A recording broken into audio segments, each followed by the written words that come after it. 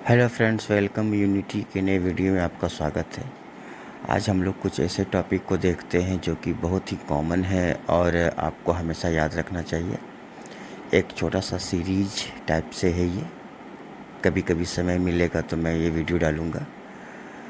1857 के रिवोल्ट के बाद ब्रिटिश पार्लियामेंट ने गवर्नमेंट ऑफ इंडिया एक्ट 1885 पास किया, जिसके द्वारा ईस्ट इंडिया कंपनी को डिसॉल्व कर दिया गया और भारत का शासन ब्रिटेन के पार्लियामेंट ने अपने हाथों में ले लिया। इसे आप ऐसा भी कह सकते हैं कि भारत का शासन ब्रिटेन की गवर्नमेंट के पास चला गया और ब्रिटेन के मंत्रिमंडल में secretary of state for India नाम का एक मंत्री का पद बनाया गया, जिसे हम हिंदी में भारत मंत्री कहते हैं। और उस भारत मंत्री का कार्यालय लंदन के इंडिया हाउस में होता था और वह अपने 15 सदस्यीय काउंसिल की सहायता से भारत पर शासन करता था। भारत मंत्री भारत में अपने एजेंट को भेजता था, जिसे वायसरॉय कहा जाता था, और वह वायसरॉय जब भारत आता था तो उसे हम गवर्नर जनरल ऑफ इंडिया कहते थे। लॉर्ड कैनिंग इस तरह से भारत के पहले वायसरॉय थे। गवर्नमेंट ऑफ इंडिया एक्ट 1858 के द्वारा ही भारत में कॉलोनियल रूल की शुरुआत हुई।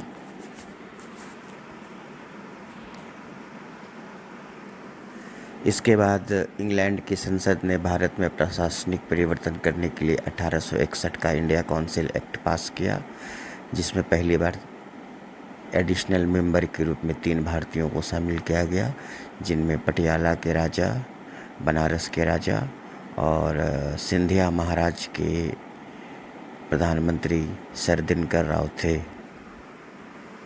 1857 के विद्रोह के बाद भी हमारे देश में कई तरह के सांस्कृतिक और राजनीतिक मूवमेंट चल रहे थे, जिनमें एक महत्वपूर्ण घटना 28 दिसंबर 1885 को कांग्रेस की स्थापना थी। कांग्रेस की पहली मीटिंग पूना में आयोजित होनी थी, लेकिन पूना में प्लेग नाम की बीमारी के कारण उसे बम्बई ट्रांसफ़र कर दिया गया। बम्बई के गोकुलदास तेजपाल संस्कृत कॉलेज में कांग्रेस की पहली मीटिंग हुई थी, जिसके पहले अध्यक्ष श्री व्योमेश चंद्र बनर्जी थे, माफ़ करिएगा। दूसरी मीटिंग 1886 में कलकत्ता में हुई, जिसके अध्यक्ष दादा भाई नौरोजी थे, और तीसरी मीटिंग 1887 ईस्वी में मद्रास में हुई, जिसके अध्यक्ष श्री बदरुद्दीन तैयब जी थे। उस समय के महान कांग्रेसी नेताओं में बाल गंगाधर तिलक, जिन्हें महात्मा गांधी ने गंगा के समान पवित्र कहा है, वे महात्मा गांधी और मोहम्मद अली जिन्ना के राजनीतिक गुरु भी थे।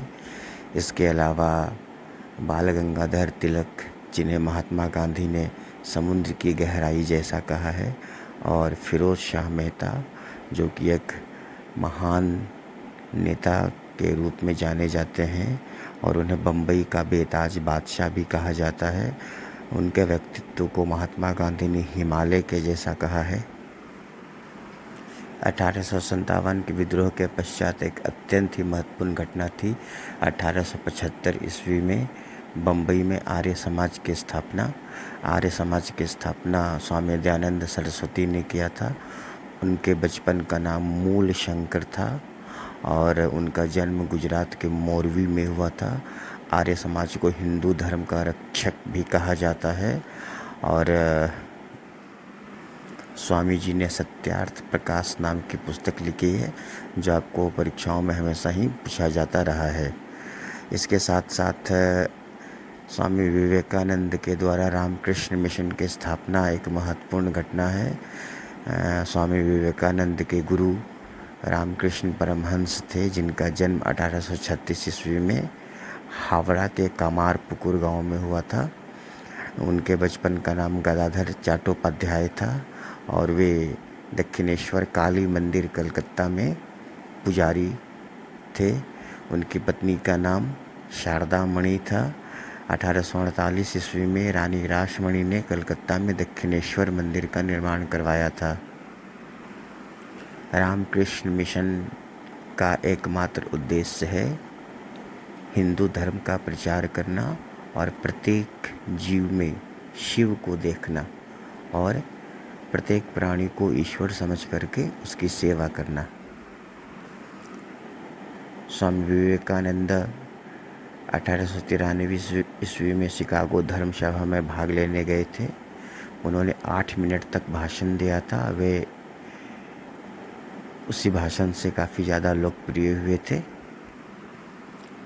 तो कांग्रेस की स्थापना ने देश की राजनीतिक दशा को बदल दिया। कांग्रेस के संस्थापक एलन ऑक्टेवियन ह्यूम माने जाते हैं, जो इटावा के रिटायर्ड ICS थे। उन्होंने अपना पूरा जीवन भारतीयों की सेवा के लिए समर्पित कर दिया। कांग्रेस के एक अन्य प्रमुख नेता दादा भाई नौरोजी हैं, जिन्हें हम grand old man of India कहते हैं।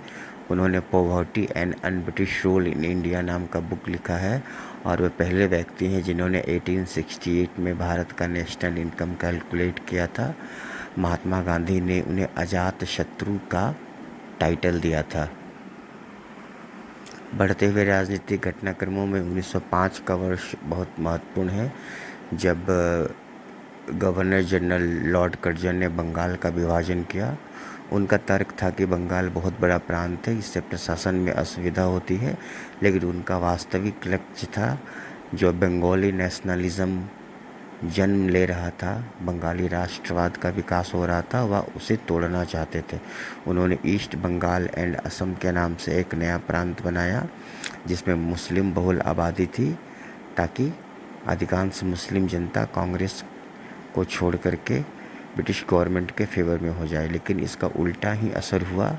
बंगाल विभाजन का सबसे ज़्यादा विरोध मुसलमानों ने ही किया था। बंगाल विभाजन के विरोध में 1906 में स्वदेशी आंदोलन चलाया गया और 1906 में ही 1906 में ही श्री रविंद्रनाथ ठाकुर ने, हम लोग ठाकुर बोलते हैं, ठाकुर बोलना चाहिए, ये टैगोर नाम तो अंग्रेज़ों का दिया हुआ है। 1906 में श्री रविंद्रनाथ ठाकुर ने आमार सोनार बांग्ला नाम का सुप्रसिद्ध गीत लिखा, जो कि अभी के समय में बांग्लादेश का नेशनल एंथम है।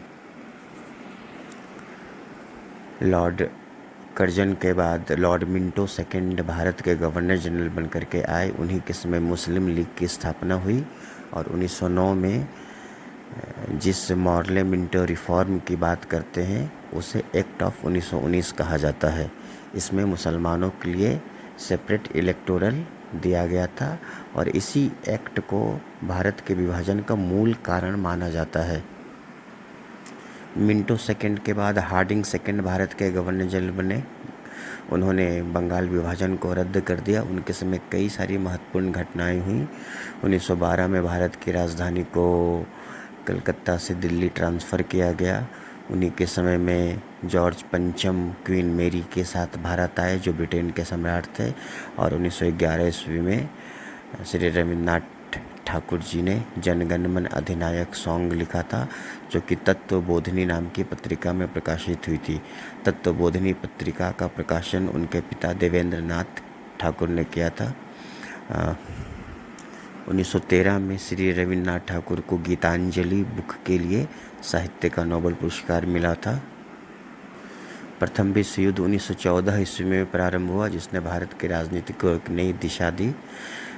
विश्व युद्ध के दौरान ही 1916 ईस्वी में आयरिश महिला एनी बेसेंट और श्री बाल गंगाधर तिलक ने होम रूल मूवमेंट स्टार्ट किया था, जिसने भारतीयों को स्वशासन के लिए प्रेरित किया। 1916 में बने सर सिडनी रॉलेट कमेटी के सिफारिश पर ब्रिटिश गवर्नमेंट ने रॉलेट एक्ट पास किया। वास्तव में इस एक्ट का नाम anarchical and revolutionary crime act था, जो कि 5 भागों में बटा हुआ था। इस एक्ट को काला कानून कहा जाता है। मोहम्मद अली जिन्ना ने इस एक्ट को न अपील, न वकील, न दलील वाला कानून कहा था। और इसी दौरान एक अन्य महत्वपूर्ण घटना है, जो कि 1916 से ठीक 1 वर्ष पहले हुई थी। 1915 में महात्मा गांधी SS राजपूत जहाज से दक्षिण अफ्रीका से भारत लौटे और अपने गुरु श्री गोखले के कहने पर 1 वर्ष तक उन्होंने भारत का भ्रमण किया और 1916 ईस्वी में कांग्रेस के लखनऊ सम्मेलन में भाग लिया था। यहाँ पर एक बात ध्यान देने योग्य है कि महात्मा गांधी ने अपना पहला public speech Banaras Hindu university में दिया था। महात्मा गांधी ने दक्षिण अफ्रीका में रहते हुए कई नवीन प्रयोग किए, कई तरह के नए अनुसंधान किए जिन्हें राजनीति में उपयोग किया जा सकता था। दक्षिण अफ्रीका में महात्मा गांधी ने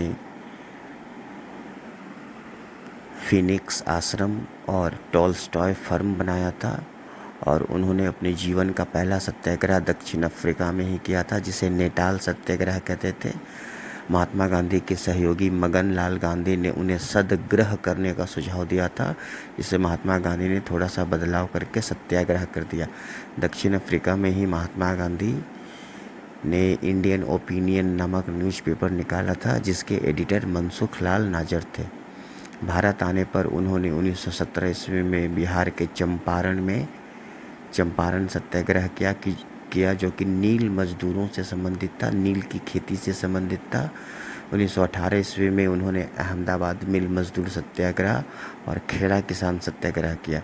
अपने प्रारंभिक सत्याग्रहों की सफलता के पश्चात उन्होंने भविष्य में बड़े स्तर पर अपने सत्याग्रह का प्रयोग किया था। तो हम लोग इस तरह के वीडियो में जो बहुत ही महत्वपूर्ण और छोटे छोटे कंटेंट होते हैं उसको समय समय पर देखते रहेंगे। बस आप वीडियो को या कहिए ऑडियो को सुनते रहिए और ज़्यादा से ज़्यादा ऑब्जेक्टिव क्वेश्चंस बनाइए। Good luck for upcoming examination. और इस टॉपिक को हम लोग फिर आगे बढ़ाएंगे और फिर से good luck for upcoming examination.